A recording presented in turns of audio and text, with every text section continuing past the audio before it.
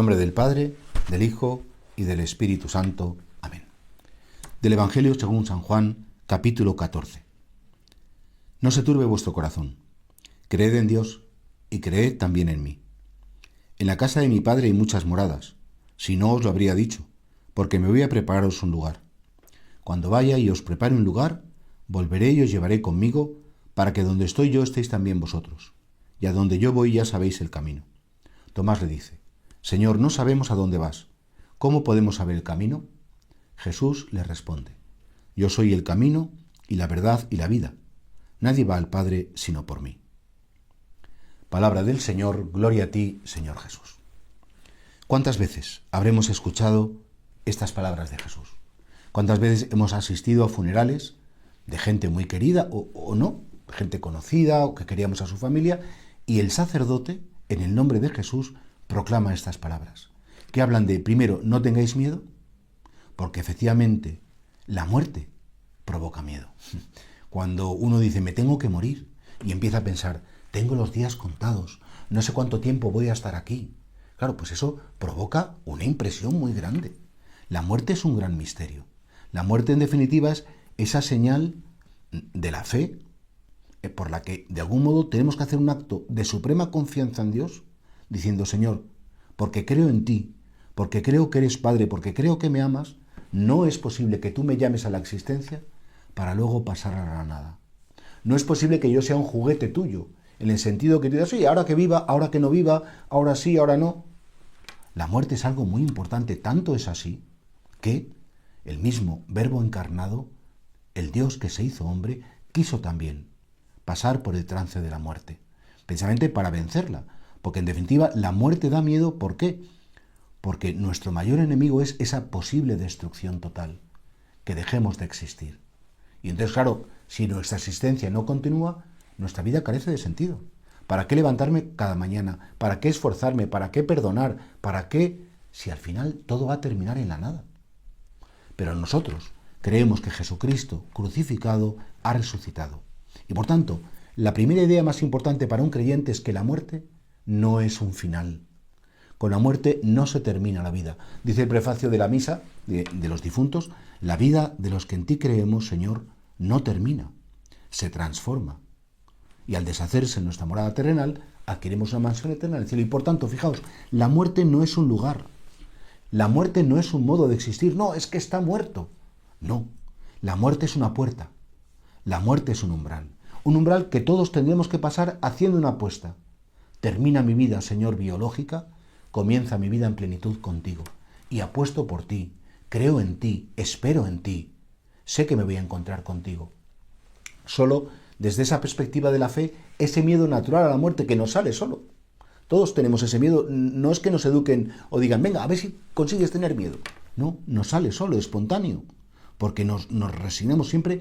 En el corazón del hombre hay como una sed de eternidad, una sed de plenitud, una sed de felicidad, que sabemos que en esta vida no lo hemos encontrado, y sería muy macabro, muy cruel que un Dios que pone en nuestro corazón un deseo de felicidad, de plenitud y de vida, que no lo pudiéramos conseguir. Entonces, ¿por qué, Señor, deseo tanto eso si al final nunca se me va a dar?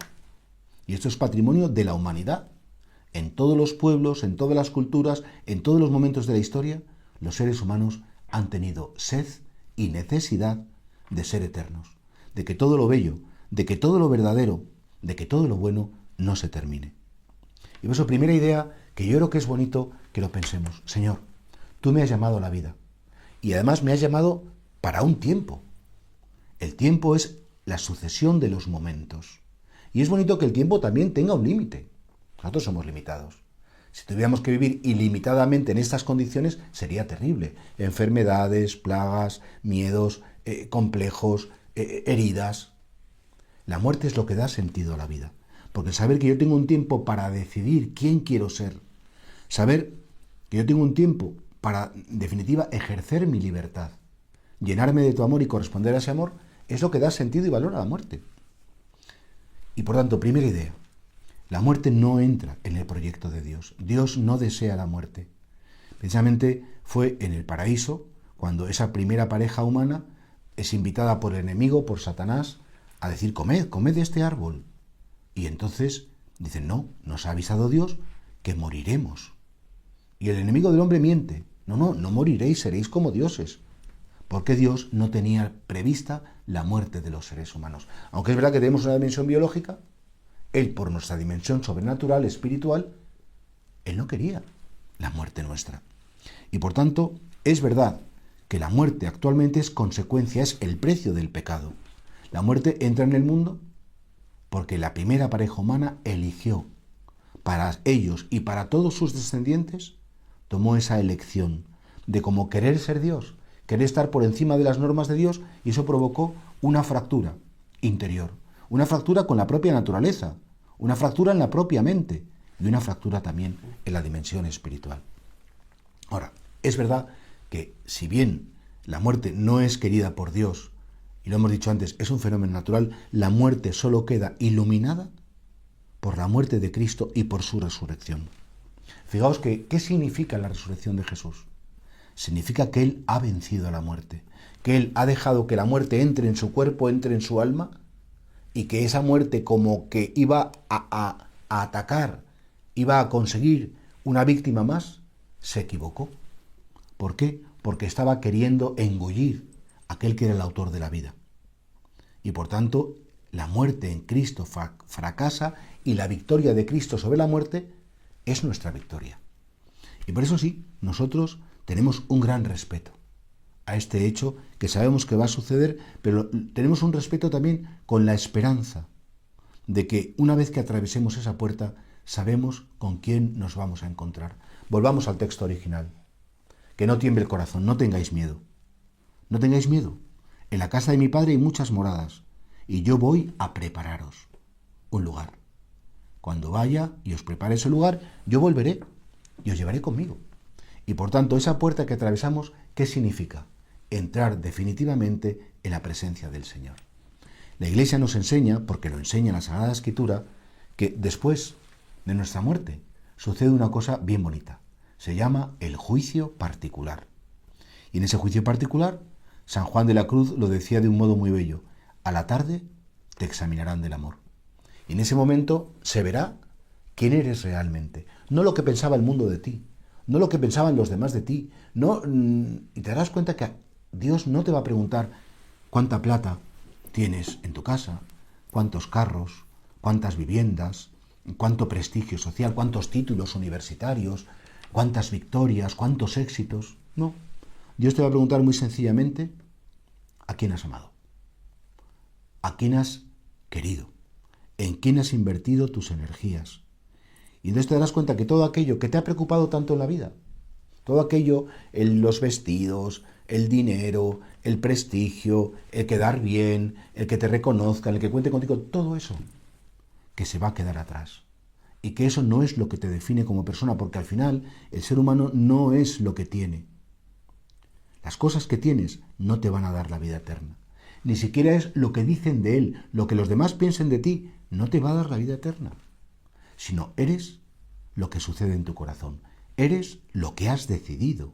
Y si tú has decidido recibir el amor de Dios y ser hijo de Dios, serás eternamente hijo de Dios.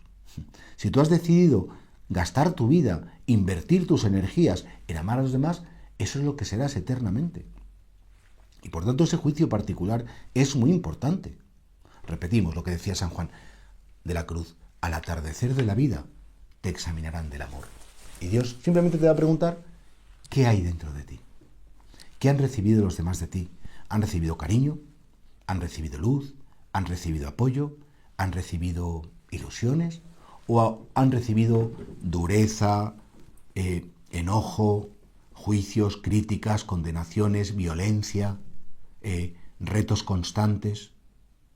Qué importante es esto, porque la muerte, que ilumina el sentido de la vida, ese encuentro con Dios, va a ser un encuentro que lo podemos ir adelantando día a día. Precisamente en este tiempo de Cuaresma, cuando hacemos ese pequeño examen de conciencia o gran examen de conciencia, por ejemplo, para vivir muy bien el sacramento de la penitencia, una buena confesión, es como adelantar ese juicio y decir: Señor, reconozco que he hecho cosas mal, reconozco que he tenido a veces palabras fuertes, palabras que han herido, palabras que han destruido.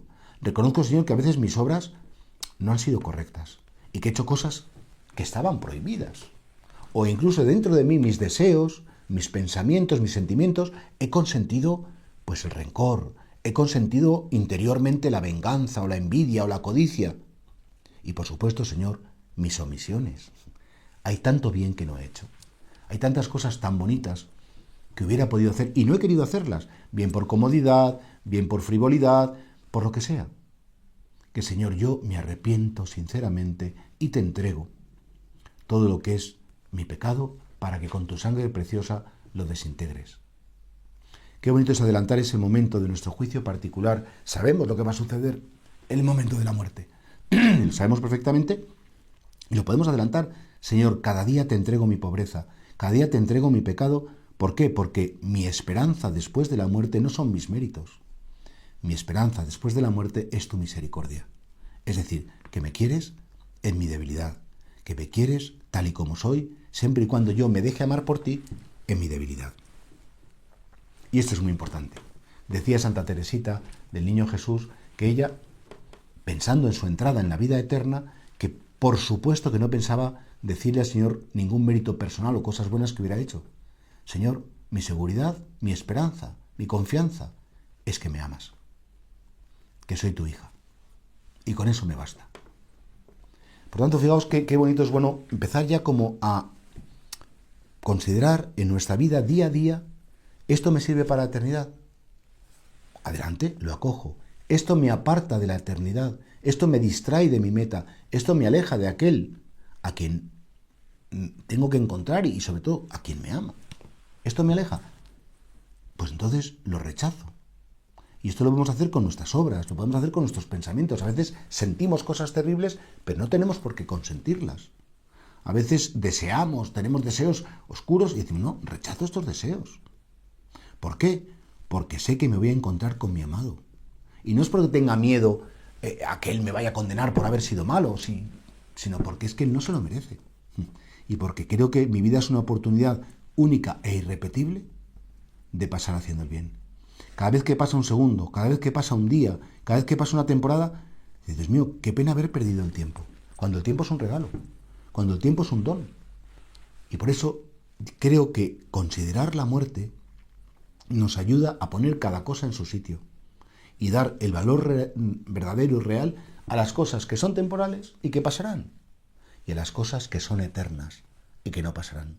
Y por eso Jesús decía, atesorad tesoros en el cielo, donde no hay ladrones, ni hay polilla, ni hay carcoma, id invirtiendo en la eternidad.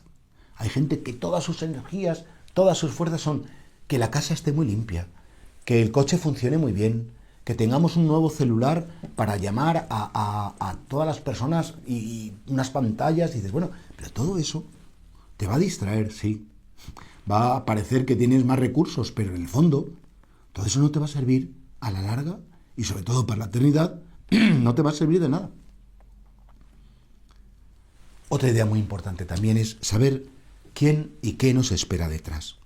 Sabemos que son tres posibilidades fundamentalmente. En primer lugar, el purgatorio.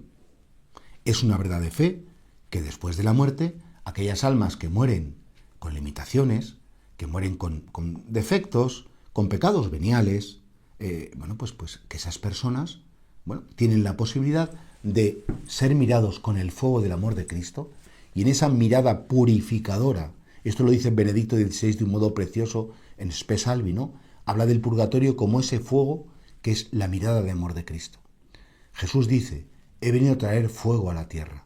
Y se refería a las almas. Y ese fuego, de algún modo, como que elimina todo lo que es falso, elimina todo lo que es inútil, elimina todo lo que de algún modo me hace daño y me aleja de Dios, para que yo me pueda presentar ante la eternidad limpio, perfectamente equipado, digamos, preparado con su gracia. Y por eso, claro que sí, el purgatorio en definitiva es una bendición. Y hay una costumbre muy bonita en la Iglesia desde siempre, que es rezar por las almas del purgatorio. ¿Para qué? Para que liberadas de las consecuencias del pecado, pronto pasen a ver pues ese rostro del Salvador. Y creo que en esto todos de algún modo no podemos omitir esa necesidad de mirar cómo está nuestra alma y decir, Señor, ojalá que pudiera purificar ahora, ya en el tiempo, antes de que entre en la eternidad, ojalá que pudiera purificar ahora mi corazón para cuando llegue ese momento del encuentro contigo, que sea definitivo. Por tanto, la primera alternativa es el purgatorio. Segunda alternativa, el infierno. ¡Ay, qué horror el infierno! Pero Dios puede desear o puede querer para alguien el infierno. Y dices, no, primero, el infierno no está pensado por Dios tampoco. El infierno es la consecuencia de aquellas personas que rechazan el amor, que viven en el odio, en la rabia, que viven en la destrucción y que habiéndoseles ofrecido el amor de Dios, lo han rechazado radicalmente. Claro, esto es muy serio. ¿Por qué? Porque efectivamente tú eres libre y si eres libre puedes decir sí o no a una invitación al amor. Dios no te obliga a amarle. Dios no te obliga a decir sí, porque entonces al final no habría libertad. La libertad precisamente es que puedo elegir. Y claro, hay mucha gente que dice, no, yo el infierno no puede ser, que Dios no pueda querer la eternidad feliz de todos sus hijos. Y dice, bueno, no, si Dios la quiere. Lo decía San Pablo, Dios quiere que todos los hombres se salven y lleguen al conocimiento de la verdad. Claro que sí, pero respeta la libertad del hombre. Y en tercer lugar, como es lógico también, sabemos que después nuestra meta definitiva es el cielo. Y qué bonito porque San Pablo dice que ni el ojo vio, ni el oído escuchó, ni la lengua humana puede expresar lo que Dios ha preparado para los que ama. No tenemos palabras para describir el cielo. Debe ser tan impresionante, pero sabemos que todo lo que aquí en la tierra hemos anhelado, todo lo que hemos deseado, todo lo que hemos querido ser, sucederá. Porque los dones de Dios son irreversibles. Lo más importante del cielo, que entraremos en la visión beatífica y contemplaremos la belleza del Señor cara a cara, como la fuente de la vida, la fuente de la luz, la fuente de la paz, la fuente de la felicidad. Pero asociada a Dios, nos encontraremos con las personas amadas, las que hemos tenido aquí en la tierra, con las que hemos tenido un vínculo maravilloso y que seguimos llorando su ausencia porque es un llanto de amor, es una pena no poder estar con ellos y lo anhelamos. Y en tercer lugar, el cielo es esa dimensión en la cual se cumplirán todos nuestros anhelos buenos, todos nuestros deseos, todo aquello de lo que hemos sido privados en la tierra, sabemos que con creces se nos concederá en el cielo, en la eternidad. De hecho, hay una parábola preciosa cuando Jesús habla del rico Epulón y del pobre Lázaro. Y Lázaro era un pobre mendigo que, lleno de llagas, a la puerta de un rico mendigaba y el rico ni le miraba, banqueteaba, y hasta los perros lamían las llagas. Y dice el Señor Jesús, cuando el pobre murió, fue llevado al paraíso por los ángeles. Pero cuando el rico murió, fue llevado al infierno. Es curioso, ¿eh? Y cómo cuando el rico le dice a Abraham, padre Abraham, ¿por qué estoy aquí? Y él está ahí y dice, mira, tú has recibido todos tus bienes en la vida. Y él, que no ha podido recibir nada, es justo que ahora tenga aquello de lo que ha sido privado. Tiene que ser así. Y saber que, en definitiva, ese cielo está abierto a todos. Que nadie está privado del cielo. Que la sangre de Jesús ha sido derramada en la cruz para todos los hombres. Incluso aquellos que no están bautizados y que no conocen a Jesús sin culpa, pues se les ofrecerá la salvación. Claro que sí. Y en ese momento todos comprenderán que la única razón por la que podemos ir al cielo es porque Jesús ha muerto y ha resucitado por nosotros. Y creo que todos tenemos un anhelo del cielo. Y creo que todos deseamos el cielo tanto para nosotros como para las personas que amamos y por eso rezamos.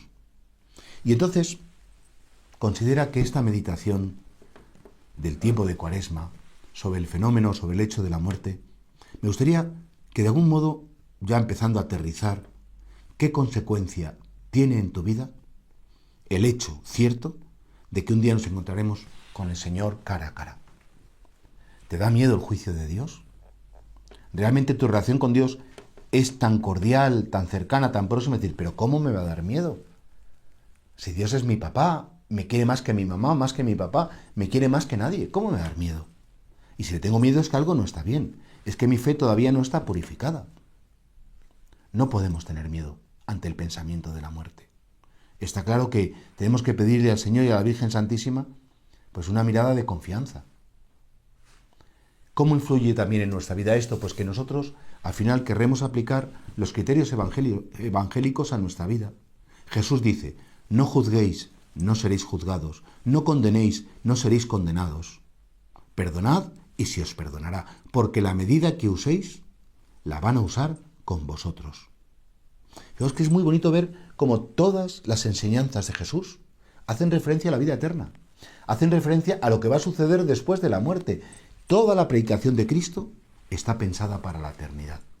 Jesús no es un ideólogo que ha venido a crear un sistema de pensamiento. Jesús no es un fundador más de una religión como que ha venido a dar unos principios. No, Jesús viene a prepararnos para la muerte. Jesús viene a preparar nuestra alma primero con su sangre preciosa, pero también con sus enseñanzas para que nuestra calidad de vida después de la muerte sea una calidad de vida de plenitud, de infinitud, maravillosa. Y por eso qué bonito es saber que cuando el Señor dice, bienaventurados los pobres en el espíritu, porque de ellos es el reino de los cielos, bienaventurados los que lloran, porque serán consolados, los limpios de corazón, porque verán a Dios, es saber que hasta nuestras pobrezas, nuestros límites, tienen una consecuencia en la eternidad. Dice Jesús, venid vosotros benditos de mi Padre, porque tuve hambre, me disteis de comer, tuve sed, me disteis de beber, estuve desnudo. ¿Cuándo, Señor? Cada vez que lo hacíais con uno de estos, los más pequeños, me lo estabais haciendo a mí. Y por tanto, efectivamente, qué importante es considerar que la vida en el tiempo tiene consecuencias para la eternidad. Lo que yo hago o dejo de hacer me limita, en sentido que disminuye mi corazón o ensancha mi corazón. Y ante la muerte vienen muchos pensamientos. Primero, Señor, lléname de tu amor. Lléname de tu amor porque yo lo que quiero es en esta vida alcanzar, como un don, no como un derecho, alcanzar el marcharme de aquí, tal vez lleno de defectos, pero alcanzar tu amor, alcanzar tu misericordia. Si eso es lo único que me importa en la vida, todo lo demás es muy secundario. Jesús lo dice, ¿de qué le sirve al hombre ganar el mundo entero si pierde su alma? Y hasta tantas parábolas, un hombre que tenía un granero y que dijo, bueno, pues como ya tengo tanto dinero, voy a dejar de trabajar y a vivir. Y dice, pero si te van a pedir cuentas de tu alma esta noche, ¿todo lo que has hecho para quién va a ser? Aquí en España decimos mucho eso de, ¿es que quieres ser el rico del cementerio? Todas esas riquezas que tanto te preocupan, que acumulas, te las vas a llevar a la eternidad. Y entonces, claro, efectivamente, pensar en la muerte, pensar en el después, pensar en el mañana, es esencial. Mirad, los paganos viven como si no hubiera haber nada después y por eso necesitan sentir, gastar, reír, tomar, mucha actividad de halagos, de placeres, porque piensan que todo tiene que suceder aquí. Y Jesucristo viene a decir precisamente lo contrario, completamente lo contrario. ¿Por qué? Porque Él nos da la definición verdadera de lo que es un ser humano. Un ser humano es un ser trascendente, es un ser pensado para la eternidad, es un ser que la muerte no se va a convertir en una cárcel. Repito, que la muerte va a ser una puerta. Y esto es un don de Dios, y esto es preciosísimo. Por supuesto, además de prepararnos para nuestro propio momento del encuentro con Dios y querer llenarnos del amor de Dios como un don que recibimos, tenemos que orar por los difuntos. Siempre lo hacemos. Es muy importante, la Iglesia nos invita a ofrecer sufragios, responsos, funerales. Es importante tener en nuestra mente a los difuntos. ¿Por qué? Porque algún día también nosotros seremos difuntos y necesitaremos que pidan por nosotros. Cuando decimos en el credo, creo en la comunión de los santos, es esa conexión de amor que existe entre las personas que bautizadas están en la tierra y ya en plenitud están en el cielo. Es una oración que es un acto de amor. Y por último, también decir que no podemos olvidar los cristianos que la hora de la muerte es la hora de María, de la Virgen Santísima.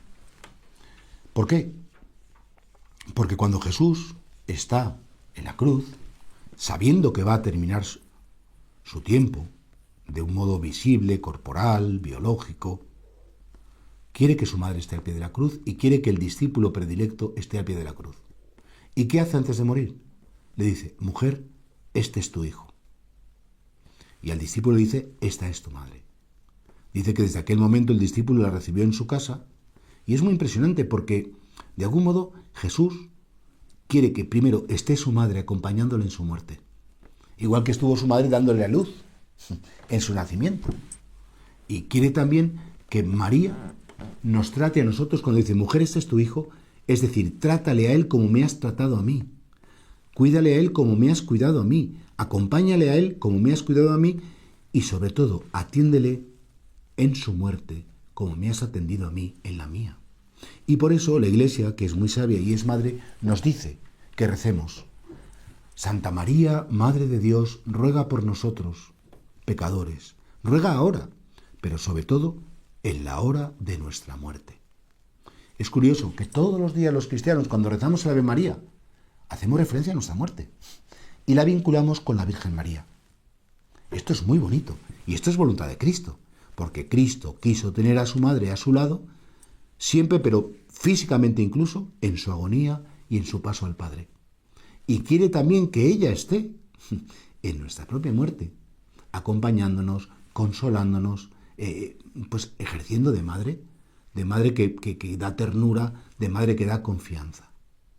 Y esto es algo impresionante. Jesús no quiere terminar su ministerio en la tierra sin el permiso de su madre, como tampoco quiso comenzarlo. De hecho, el primer milagro público de Jesús fue en las bodas de Caná, donde de algún modo también su madre interviene. Y termina diciendo: haced lo que Él os diga. Haced lo que Él os diga. Y por tanto, y ya quiero empezar a terminar, ¿no? Nosotros vivimos de esperanza. ¿Por qué? Porque tenemos esperanza en la vida eterna. Porque para nosotros pensar en la muerte no es pensar en un final, sino todo lo contrario. El día de nuestra muerte será el día más bonito de nuestra vida. Nos reuniremos con los seres amados, veremos el rostro de Dios, seremos conscientes de toda la maravilla que Dios ha hecho en nuestra vida desde nuestra debilidad y nuestra pobreza. Y por tanto, miramos la muerte con esperanza, no como una maldición, no veremos como un castigo, no lo veremos como un horror, sino desde que Cristo subió voluntariamente al patíbulo de la cruz, veremos la muerte como una liberación, como un amor grandísimo de Dios por cada uno de nosotros, y que Él precisamente toma la carne humana para morir con nosotros, morir por nosotros, para destruir la muerte, porque la muerte está destruida. La muerte ya no es un modo de existir, como mucho es una puerta que será derruida cuando empiece la resurrección de la carne. Es una puerta que se destruirá. Nosotros, de la mano de la Virgen y llenos de esperanza, volvemos a esas palabras que hemos escuchado al principio. Que no perdamos la calma, que no tengamos miedo. Confiamos en Dios, confiamos en Jesús, sabemos que en la casa de su Padre hay muchas moradas y que Él vendrá y prepara para nosotros una morada y nos llevará a esa morada que nos ha preparado. En el nombre del Padre, y del Hijo, y del Espíritu Santo. Amén.